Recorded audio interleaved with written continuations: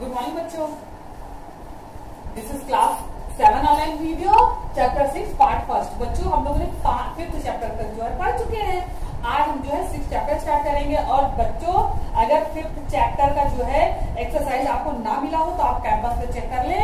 अगर कैंपस में कुछ प्रॉब्लम आ गई थी तो अब जो है वहां आपको क्वेश्चन आंसर मिल जाएंगे।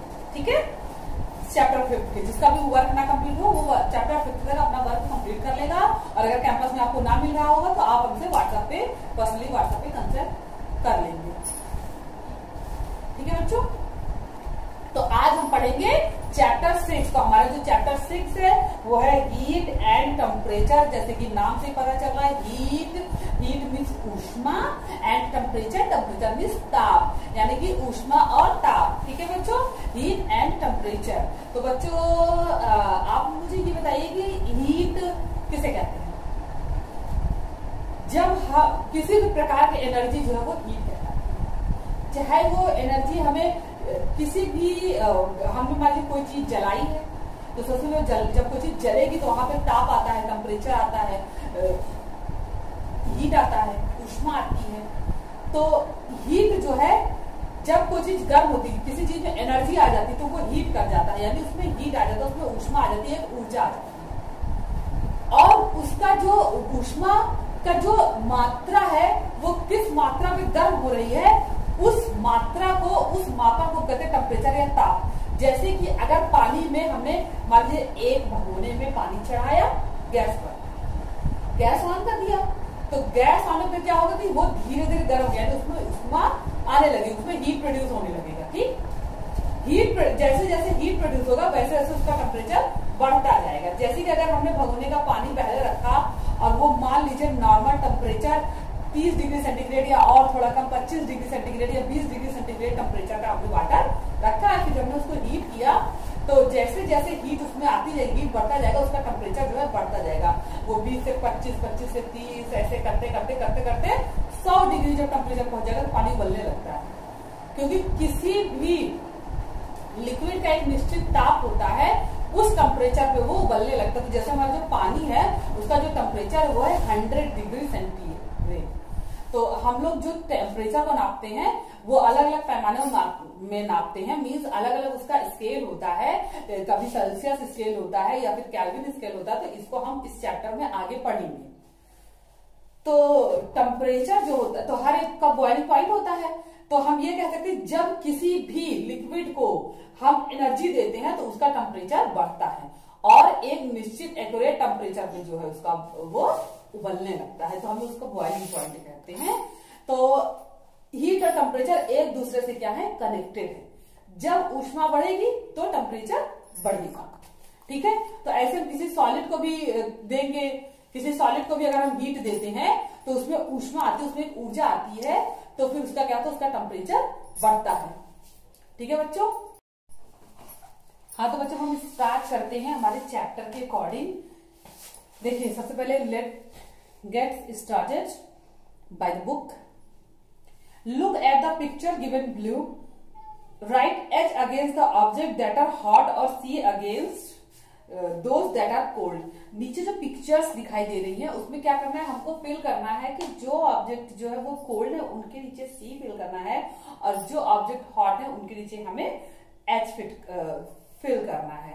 तो अब देखिए सबसे पहले आपका बना हुआ है एक आइसक्रीम बनी हुई है, आइसक्रीम। तो बच्चों ये तो ठंडी होती है, ये हीट ऑब्जेक्ट नहीं होती है, तो इसको हम क्या करेंगे, यहाँ पर सी भरेंगे। इसके अलावा देखिए ये आपको ये ग्रीन टी दिख रहा है जिसमें से बिल्कुल वेपर, ये धुआं बिल्कुल निकल रहा है। तो इसमें क्या है कि ये गर्म है तभी इसमें से धुआं निकल रहा है, तो यहाँ भरेंगे एच। ये देखिए पानी का ग्लास है, ये इसमें आइस पड़ी हुई है, इसका मतलब ये चिल्ड है, ठंडा है, तो इसे जो है यहाँ सी भरेंगे। और ये देखिए यहाँ पर ये बर्न फायर है, ये वुड फायर है या कैंप फायर हम इसे कह सकते हैं। जब खुले में हम लकड़ी इकट्ठा करके जलाते हैं तो उसे हम कैंप फायर कहते हैं। तो ये देखिए कैंप फायर है, तो ये देखिए ये क्या होगा, इसमें आग जल रही है, यानी इसमें हीट होगा, इसमें टेम्परेचर होगा। तो ये क्या है, यहाँ भरेंगे एच। चलिए तो देखिए we have learn on the previous class that the ability to do work called energy. तो हम देखिए पिछले क्लासेस में हमने ये पढ़ा था कि हमें जो दैनिक जीवन में हम काम करते हैं वो काम करने के लिए हमारी बॉडी को एनर्जी चाहिए होती है, ऊर्जा चाहिए होती है। तो ऊर्जा जो थी कई रूपों में होती है। जैसे जब हम खाना खाते हैं तो भोजन के रूप में एनर्जी हमारी बॉडी में जाती है। जब हम दौड़ते हैं, रनिंग करते हैं, साइकिलिंग करते हैं तो हमारी बॉडी से एनर्जी जो है डिस्पोज होती है। तो ऊष्मा जो होती है, ऊष्मा भी यानी हीट भी एक प्रकार की ऊर्जा है, एनर्जी है। इसीलिए तो जब हम भोजन बनाते हैं तो क्या करते हैं, हम नीचे से जब गैस जलाते हैं या चूल्हा जलाते हैं, मतलब आग जलाते हैं, तो आग की एनर्जी हमारे भोजन को पका देती है और एनर्जी का जो स्वरूप चेंज हो जाता है।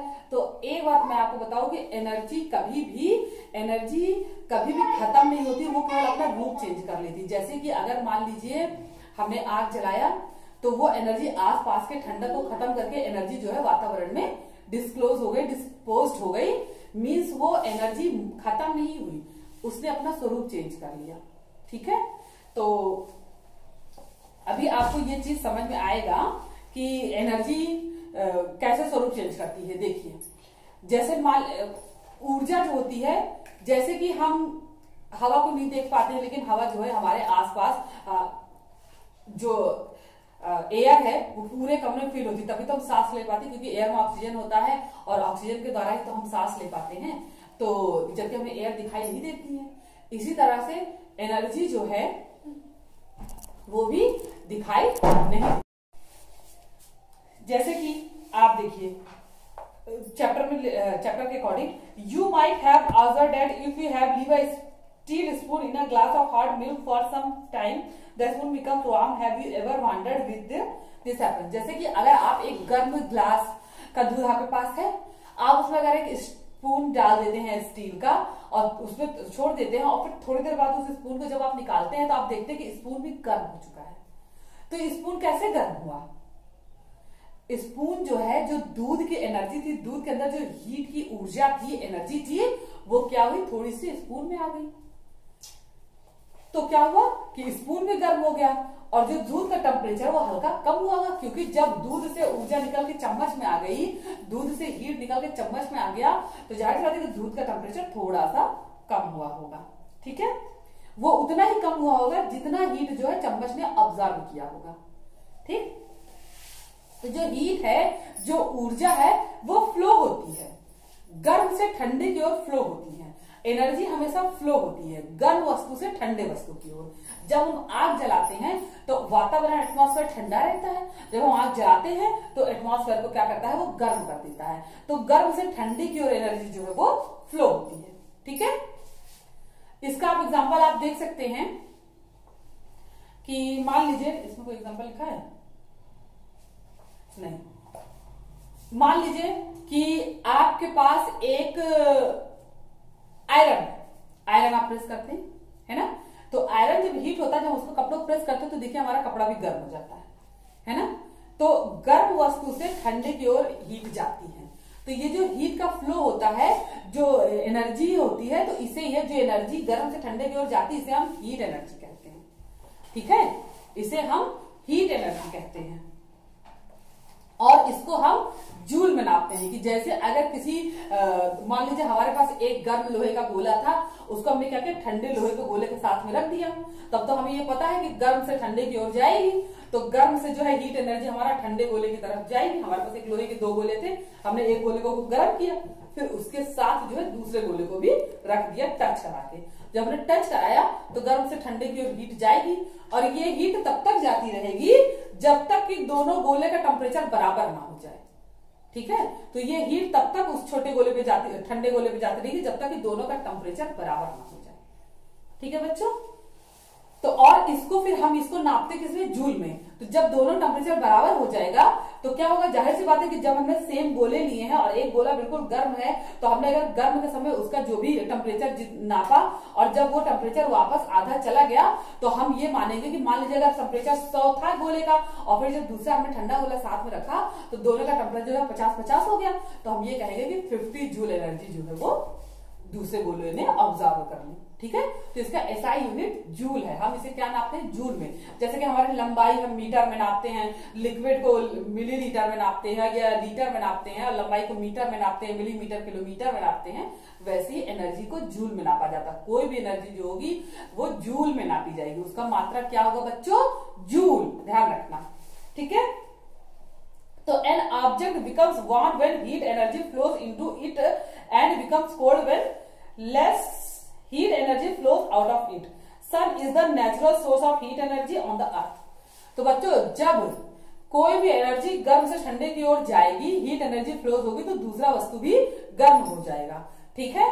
तो इस तरह से जो हमारा जो सूरज है, सूरज से हमें हीट मिलता है ना, तो सूरज जो है हीट एनर्जी का सबसे बड़ा सोर्स है, क्योंकि हम पूरे पृथ्वी और पूरे अर्थ में जो है सूरज की एनर्जी जो है हम कंज्यूम करते हैं, ऑब्जॉर्व करते हैं। आजकल तो सोलर सिस्टम, कितने सोलर कुकर, सोलर पैनल और सोलर इन्वर्टर और सूर्य से चलने न जाने कितने उपकरण आ गए, उनमें क्या करते हैं, हम सूर्य की एनर्जी को स्टोर करते हैं और फिर उसको हम यूज करते हैं। जैसे कि हमारा देखिए, अब सबने अभी बिल्कुल नया सबके घरों में लग रहा है सोलर पैनल लग रहा है, सोलर पैनल। तो उसमें क्या होता है कि एक प्लेट होती है और उसमें पूरा आईसी लगी होती है, तो उसमें क्या होता है, वो धूप एनर्जी को सोख कर इलेक्ट्रिक एनर्जी में बदल देता है और हमारी बिजली के जो पंखे होते हैं उससे चलते हैं। तो हम ये कह रहे हैं कि एनर्जी जो है कभी खत्म नहीं होती, वो अपना केवल रूप चेंज करती रहती है। या सोलर कुकर, जो खाना बनाने, जो धूप में बनाने खाना बनाने कुकर है, उसमें क्या होता है कि सारे फूड मटेरियल भर के हम उसको धूप में रख देते हैं, तो क्या होता है उसमें इस तरह की ऐसी चिप्स लगी होती है कि वो सोलर एनर्जी को ऑब्जॉर्व करके उसको वापस केमिकल एनर्जी या हीट एनर्जी में बदल देती है, जिससे कि हमारा खाना जल्दी से पक जाता है। सोलर पैनल क्या करता है, सोलर एनर्जी को कंज्यूम करके, ऑब्जॉर्व करके उसको क्या करता है, इलेक्ट्रिक एनर्जी में बदल देता है, तो फिर हमारे पंखे बल्ब ये सब जलते हैं, ठीक है। तो जो सूर्य है हमारा एनर्जी का सबसे बड़ा सोर्स है, हीट एनर्जी का सबसे बड़ा सोर्स है। इससे बड़ा सोर्स पूरी दुनिया में कहीं है ही नहीं, क्योंकि ये नेचुरल सोर्स है और बाकी सोर्सेस तो मैन मेड है, अननेचुरल है। तो इंसान द्वारा बनाया गया सोर्स इतने पावरफुल नहीं जितना कि बड़ा सूर्य है। सूर्य बहुत पावरफुल हीट एनर्जी का सोर्स है, ठीक है बच्चों। अब हम बात करेंगे टेम्परेचर की। तो the sun and a cup of tea are not equally hot. तो देखिए बच्चों, हाँ, जैसे टेम्परेचर आपको बता रहे हैं कि टेम्परेचर अलग अलग हो सकता है। जैसे कि सूरज गर्म है, लेकिन उसका टेम्परेचर एक कप चाय के टेम्परेचर से बिल्कुल अलग होगा। एक कप चाय का टेम्परेचर एक गिलास दूध के टेम्परेचर से अलग भी हो सकता है, सेम भी हो सकता है ना। या एक गिलास दूध का टेम्परेचर और किसी वॉल्केनो के मैग्मा का टेम्परेचर अलग अलग है, कभी सेम नहीं हो सकता। तो टेम्परेचर क्या है, ज्यादा या कम हो सकता है।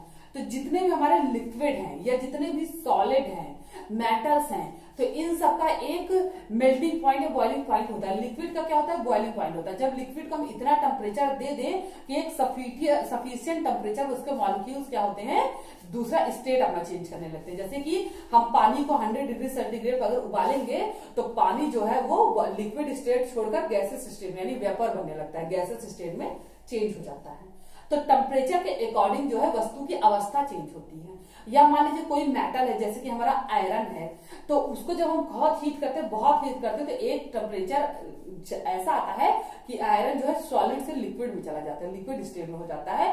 मीन्स उसके मॉलिक्यूल्स क्या करते हैं, अपने बॉन्ड को छोड़कर और सॉलिड स्टेट, लिक्विड स्टेट में आ जाते हैं, ठीक है। तो टेम्परेचर एक प्रकार का मेजरमेंट है जिसपे हम नापते हैं कि उसमें उस टेम्परेचर पे चीजों में अवस्था चेंज होती है। जैसे पानी को हम जब 0 डिग्री सेल्सियस टेम्परेचर पे रखते हैं तो वो क्या होता है, सॉलिड में रहता है, जमा रहता है। लेकिन जैसे ही 0 डिग्री सेल्सियस से उसका टेम्परेचर बढ़ता है, 10 डिग्री 12 डिग्री आता है, तो क्या होता है, वो लिक्विड स्टेट में आ जाता है।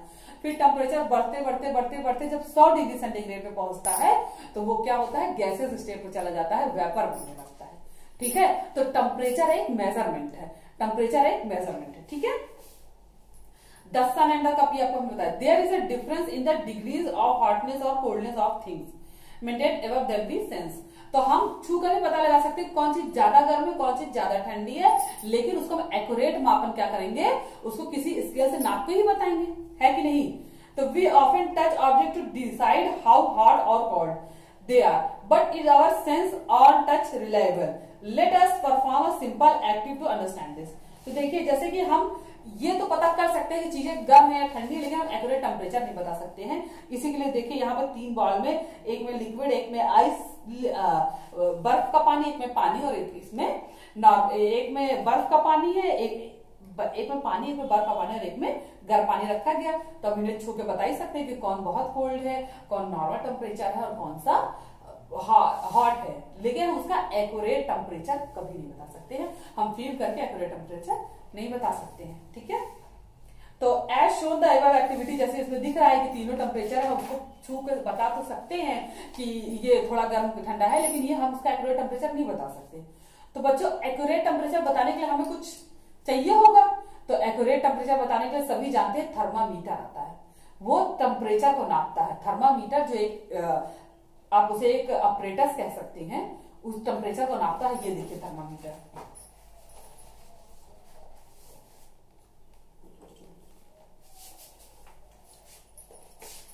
थर्मामीटर कुछ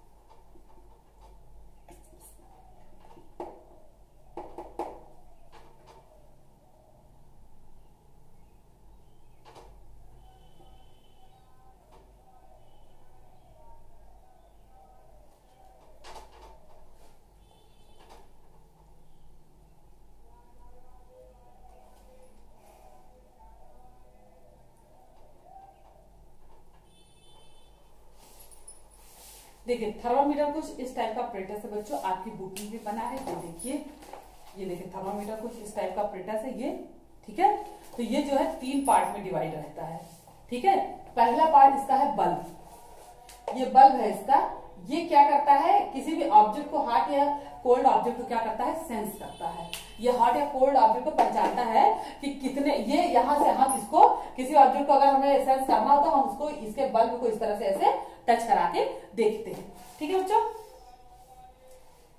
और इसके अंदर एक लिक्विड जो है मेटल मरकरी भरी होती है। तो जैसे ही मरकरी टेम्परेचर पाता है, वो एक लिक्विड मेटल है, तो जितना टेम्परेचर होता है मरकरी उतने मीटर, पारा उसे कहते हैं हिंदी में, वो चढ़ जाता है। और यहाँ पे स्केल होती है, इसको पूरे सेल्सियस स्केल और इस तरफ केल्विन स्केल बनी होती है, उससे हम देख पाते हैं कि ये कितने डिग्री सेल्सियस टेम्परेचर का वस्तु, अगर हम किसी ऑब्जेक्ट में ऐसे उसको टच कराते हैं इसके बल्ब को, तो बल्ब सेंस करता है और जितना टेम्परेचर वो वस्तु होता है, पारा उतने टेम्परेचर के ऊपर चढ़ जाता है। तो हम पता कर पाते हैं कि जिसको हमने चेक किया है वो वस्तु कितनी गर्म है, कितनी ठंडी, उसका टेम्परेचर क्या है, ठीक है। तो इसकी जो है 3 इसके पार्ट होते हैं, इसका बल्ब और ये इसका स्टेम कहते हैं, जो इसकी लंबाई वाला पार्ट है इसको स्टेम कहते हैं, और ये जो ये हमारा छोटा सा शॉर्ट पार्ट है उसे हम कहते हैं बल्ब। और ये स्केल होती है, एक तरफ सेल्सियस स्केल बनी होती है, एक तरफ केल्विन स्केल बनी होती है। सेल्सियस और केल्विन स्केल में बच्चों 273 डिग्री का फर्क होता है। अगर मान लीजिए कोई वस्तु जो है जिसका टेम्परेचर जो है 0 डिग्री सेल्सियस है, तो उसका जो है केल्विन स्केल का मान 273 डिग्री होगा, ठीक है। यानी जैसे हम 0 डिग्री सेल्सियस अगर किसी भी वस्तु अगर 0 डिग्री सेल्सियस की है, तो उसे हम 273 केल्विन लिख सकते हैं, ठीक है। तो आपको ये, अब देखिए टाइप्स ऑफ थर्मामीटर। तो हम लोग कई तरह के, 3 तरह के थर्मामीटर यूज करते हैं। एक थर्मामीटर तो सिंपल यही वाला थर्मामीटर यूज करते हैं जिसे डॉक्टर लोग यूज करते हैं, जिसे हम क्लिनिकल थर्मामीटर कहते हैं। क्लिनिकल थर्मामीटर, ये देखिए आपको फिगर बना है क्लिनिकल थर्मामीटर, ये देखिए इस तरह से, जैसे ये थर्मामीटर उसी टाइप का ये थर्मामीटर का फिगर बना है। तो इसमें क्या है, A clinical thermometer is used to measure the temperature of human body। तो ये ह्यूमन बॉडी का टेम्परेचर नापता है, और ह्यूमन बॉडी का जो नॉर्मल टेम्परेचर वो 37 डिग्री सेंटीग्रेड होना चाहिए। हमारे जो 37 डिग्री सेंटीग्रेड या 98 फ़ारेनहाइट हमारा जो टेम्परेचर ह्यूमन बॉडी का नॉर्मली होना चाहिए। अगर टेम्परेचर से कम या ज्यादा है तो उसको मेडिकल हेल्प की जरूरत है, ठीक बच्चों। A clinical thermometer is used to measure the temperature of a human body। The normal approximate temperature of a human body is 37 degree centigrade और 98.6 फ़ारेनहाइट। ठीक है बच्चों, ये हमारी बॉडी का नॉर्मल टेम्परेचर है। But if varies depending on age, activity, time of the day, environmental condition etcetera, it rises and depressed, is rises and falls under a state of illness. तो लेकिन हमारी जितनी एक्टिविटीज है, कभी कोई दौड़ के आ रहा है, कभी कोई डांस कर रहा है, तो क्या होगा, उसकी बॉडी का टेम्परेचर जो है घटता बढ़ता रहता है, या व्यक्ति बीमार हो तो टेम्परेचर घटता बढ़ता रहता है। लेकिन नॉर्मल टेम्परेचर जो हम मानते हैं वो हमारा 37 डिग्री सेंटीग्रेड स्केल पर और 98 डिग्री 0.6 सेंटीग्रेड जो है फ़ारेनहाइट पर ह्यूमन टेम्परेचर होता है। ठीक है बच्चों, और जो भी अगर any rise beyond 40 degree centigrade or 104 Fahrenheit is a medical emergency and requires immediate treatment। तो बच्चों अगर किसी ह्यूमन का जो है टेम्परेचर वो सेल्सियस स्केल पर अगर 40 डिग्री और फ़ारेनहाइट स्केल पर 104 फ़ारेनहाइट हो जाए तो उसको फिर मेडिकल ट्रीटमेंट की आवश्यकता होगी। ठीक है बच्चों, ये मेडिकल इमरजेंसी की सिचुएशन होगी। तो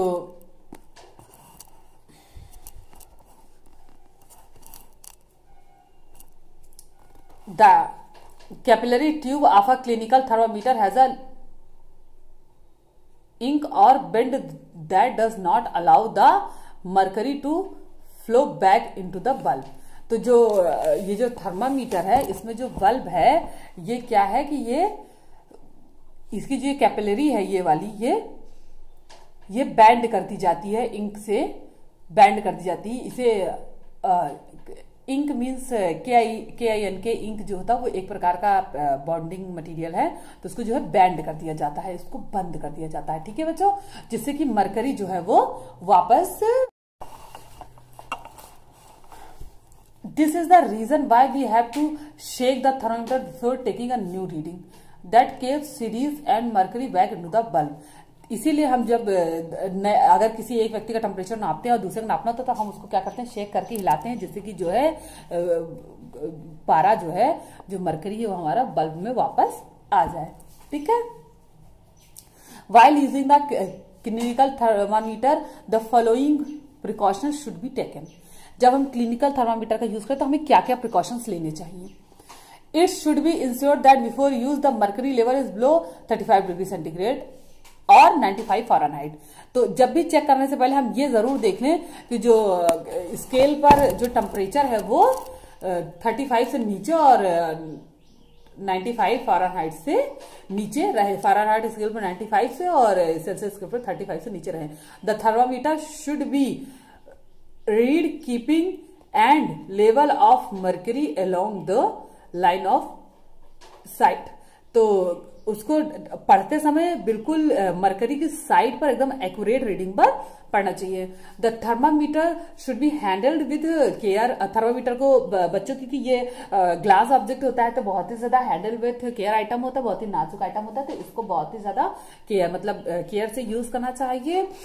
it is hits against some hard object. अगर ये किसी हार्ड ऑब्जेक्ट पर हीट हो जाता है तो ये क्या होगा, टूट जाएगा। ठीक है बच्चों, the bulb of a thermometer should not be touched while taking a reading. और जब भी आप रीडिंग ले रहे हो तो थर्मामीटर के बल्ब को नहीं टच करना चाहिए, क्योंकि अगर आप बल्ब को टच करेंगे तो बल्ब भी सेंस करता है, तो थर्मामीटर जो है वो सही रीडिंग नहीं बता पाएगा।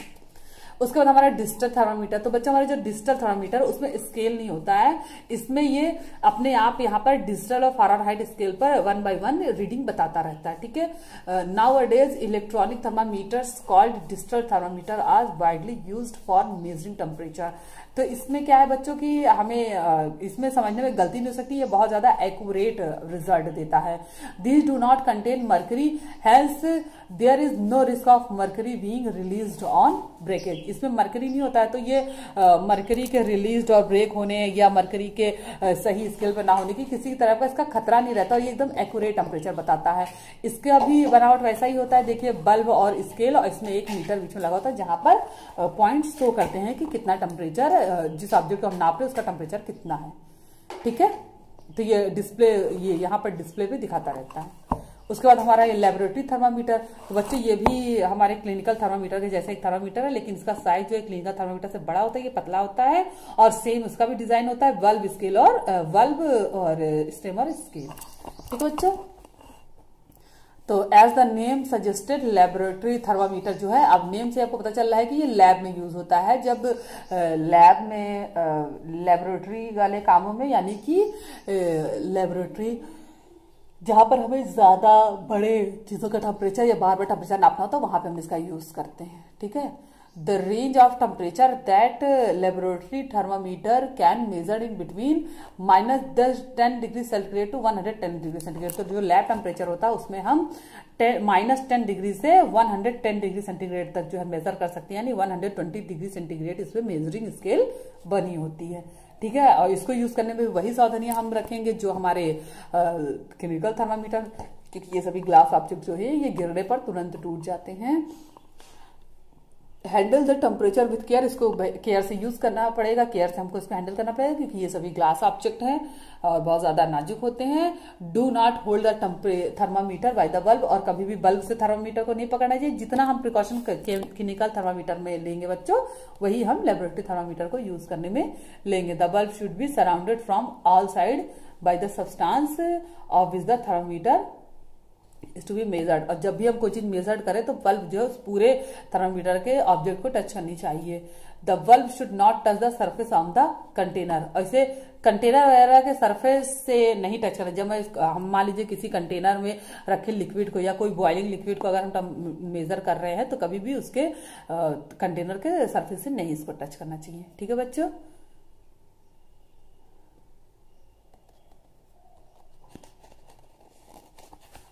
ठीक बच्चों, तो इसे बहुत ज्यादा, ये ग्लास ऑब्जेक्ट तो इसे बहुत ज्यादा हैंडल विथ केयर ऑब्जेक्ट है। अब देखिए थर्मामीटर स्केल क्या होता है। जैसे कि अभी भी हम बात कर रहे हैं केल्विन स्केल की, सेल्सियस स्केल की या फ़ारेनहाइट स्केल की, तो इन स्केल के बारे में हम बात करेंगे। वो क्या होते हैं बच्चों,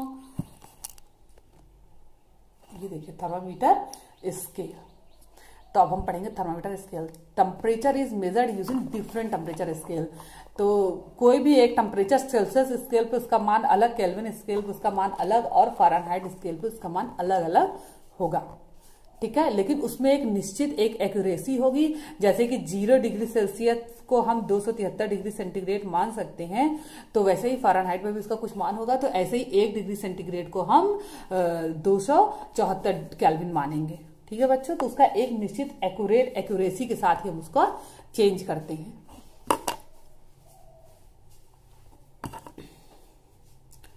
तो देखिए 3 तरह के स्केल होते हैं। सबसे पहले Celsius scale. This scale was developed by Anders Celsius. इसको एंड्रो सेल्सियस ने डेवलप किया था। तो इन्होंने थर्मामीटर में 40 डिग्री सेल्सियस तक जो है मेजर रखा था, 0 डिग्री से 40 डिग्री तक मेजर रखा था, रीड एट डिग्री सेल्सियस। ठीक है, on this scale the divisions fall between the freezing point of water taken as 0 degree. तो इसे जो वाटर का जो फ्रीजिंग पॉइंट है, यानी जिस सेंटीग्रेड पे वाटर जमता है तो वो 0 डिग्री सेंटीग्रेड है, तो वहां से स्टार्ट होता है। And the boiling point of water taken as 100 degree centigrade. और अगर हम पैमान 100 डिग्री सेंटीग्रेड, तो 0 degree centigrade is also called the lower fixed point, whereas 100 degree centigrade is called the upper fixed point. There are 100 divisions between these two points. तो बच्चों इसमें जो है 0 डिग्री सेंटीग्रेड से 100 डिग्री सेंटीग्रेड तक ही नाप सकते हैं, और इसमें पूरा इसी टाइप का डिवीजन, इस पूरे जिसका स्टेप है उसमें 0 डिग्री सेंटीग्रेड को लोएस्ट पॉइंट कहेंगे और 100 डिग्री सेंटीग्रेड को हाईएस्ट पॉइंट कहेंगे। इन दोनों के बीच में 100 डिवीजन बनाए गए हैं। ठीक है बच्चों, अब हम फ़ारेनहाइट स्केल की बात करेंगे। The scale was developed bye Daniel Gabriel Fahrenheit. तो इसका जो आविष्कार किया डेनियल गैब्रियल फ़ारेनहाइट ने किया है। The unit of this scale is F से, डिग्री एफ से इसको डिनोट करते हैं। रीड एज डिग्री फ़ारेनहाइट, जिसे हम फ़ारेनहाइट पढ़ते हैं। On the scale the freezing point of water is taken 32 Fahrenheit. तो बच्चों जो हमारा सेल्सियस स्केल और फ़ारेनहाइट स्केल में कितने का फर्क आ गया, 32 डिग्री का फर्क आ गया। क्योंकि जब 0 डिग्री अगर हम सेल्सियस स्केल से नापते तो 0 डिग्री पानी जमता है, तो फ़ारेनहाइट पे वही क्या होगा, 32 डिग्री सेंटीग्रेड होगा। ठीक है, 32 degree Fahrenheit. And the boiling point of water is taken 212 Fahrenheit. The lower fixed point as 32 Fahrenheit and the upper fixed point at 212 Fahrenheit। ठीक है बच्चों, तो फ़ारेनहाइट स्केल पे क्या होगा कि नीचे वाला जो लोएस्ट पॉइंट है वो 32 फ़ारेनहाइट और जो हाईएस्ट पॉइंट है वो 212 फ़ारेनहाइट पर इसका मेजरिंग होगा। ठीक है, जिसमें 180 डिग्री था, जो इन दोनों पॉइंट के बीच में 180 डिवीजन यानी 180 बार इसको डिवाइड किया गया है। अब Kelvin scale, the scale what invented by Lord Kelvin. तो जो कैल्विन स्केल है इसको लॉर्ड कैल्विन में इन्वेंट किया था। ये the unit of this scale इसको के से डिनोट करते हैं, जैसे सेल्सियस को सी से फ़ारेनहाइट का एफ, वैसे इसको डिग्री के से डिनोट करते हैं। On this scale the freezing point of water is taken 273 के। ठीक है, तो जो फ्रीजिंग पॉइंट है यहाँ पर 273 केल्विन और जो इसका हाईएस्ट राइज पॉइंट है टेकन एज 373 केल्विन। जो हाईएस्ट राइज पॉइंट है वो 373 केल्विन है। It is called the absolute scale of temperature since it's 0 kelvin is the absolute 0। ठीक है, तो इसमें क्या, तो ये हमारे थर्मोमीटर में 3 तरह के स्केल्स हैं, जिसमें सेल्सियस स्केल, केल्विन स्केल और फ़ारेनहाइट स्केल से इसके मेजरमेंट अलग अलग किए हैं। तो किसी भी स्केल से हम नाप लेंगे, हमें टेम्परेचर वही एक ही टेम्परेचर को सेल्सियस स्केल पर 0 दिखाएगा तो फ़ारेनहाइट स्केल पर वो 32 दिखाएगा और केल्विन स्केल पर वही 273 दिखाएगा। ठीक है बच्चों, तो देखिए उसी के अकॉर्डिंग जो है अगर हमें सेल्सियस को केल्विन या फ़ारेनहाइट में बदलना है तो उसी से हम माइनस या प्लस कर लेते हैं। ये देखिए आपको ये नीचे ये दिया हुआ है कि किस तरह हम सेल्सियस को फ़ारेनहाइट में बदलेंगे या फ़ारेनहाइट को केल्विन में बदलेंगे। जैसे कि फ़ारेनहाइट है तो उसमें क्या करेंगे C इंटू N/5 9/5। तो अगर हमें किसी सेल्सियस को फ़ारेनहाइट में बदलना है तो हम क्या करेंगे, सेल्सियस मान लीजिए 0 था इंटू 9/5, तो C इज 9/5 मतलब ये 0 हो जाएगा क्योंकि सेल्सियस 0 तो इसका इंटू 0, तो ये ब्रैकेट हमारा 0, तो 0 डिग्री सेंटीग्रेड फ़ारेनहाइट पर 32 डिग्री शो करेगा। ठीक है, तो अगर हमें किसी भी फ़ारेनहाइट को सेल्सियस में कन्वर्ट करना तो इसी फार्मूले के अकॉर्डिंग हम कन्वर्ट कर लेंगे। और अगर किसी सेल्सियस, अब फ़ारेनहाइट को हमने यहाँ पे सेल्सियस में कन्वर्ट किया था ना, तो अगर हमारी सेल्सियस है, मान लीजिए हमारा 1 डिग्री सेल्सियस है और अगर हमें इसको फ़ारेनहाइट में कन्वर्ट करना है तो ये क्या करेंगे, Celsius minus F minus 32 into 5/9। तो इस फार्मूले को जब हम सॉल्व करेंगे तो बच्चों ये जो फार्मूलेशन इसको हम नेक्स्ट वीडियो में सॉल्व करके बताएंगे। तो क्या है कि हम इसके मैथ के फार्मूले के अकॉर्डिंग जो हम माइनस प्लस का जो ब्रैकेट सॉल्व करते थे उस वाले फार्मूले के अकॉर्डिंग हमारे पास जो है सेल्सियस का मान रहेगा ही, तो हम इसे फ़ारेनहाइट का जो है मान याद कर लेंगे और इस तरह से इसको चेंज करेंगे। और बच्चों केल्विन का सेल्सियस में, सेल्सियस को केल्विन में करना बिल्कुल आसान होता है, क्योंकि अगर हमें किसी भी उसको केल्विन में बदलना है तो हम क्या करेंगे, सेल्सियस की डिग्री में 273 जोड़ देंगे। ये एकदम सीधा सीधा है। मान लीजिए जैसे हमारा मान लीजिए सेल्सियस केल्विन में चेंज करना और सेल्सियस में हमारा मान लीजिए 1 डिग्री सेल्सियस को हमें अगर उसमें केल्विन में चेंज करना तो हम क्या करेंगे, सेल्सियस मान लीजिए 1 प्लस 273 यानी ये हो जाएगा 274 डिग्री केल्विन।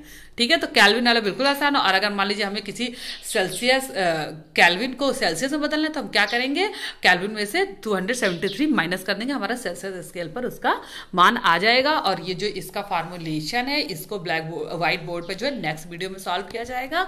ओके बेटा, तो आज की वीडियो के लिए बस इतना ही। आप लोग सभी बच्चे ये रिवाइज एंड रिकॉल जरूर कर लेंगे और कल के मुझे पोस्ट करेंगे। जब नहीं आप लोग कर पाएंगे तो मैं इसका सॉल्व जो है पोस्ट कर दूंगी नेक्स्ट वीडियो के साथ, या नेक्स्ट वीडियो में इसको समझाऊंगी। लेकिन अभी आप लोग अपने दिमाग से इसको करके और एक्सरसाइज जो है आप ग्रुप में पोस्ट करेंगे। ठीक है, तो good luck for your homework. Thank you.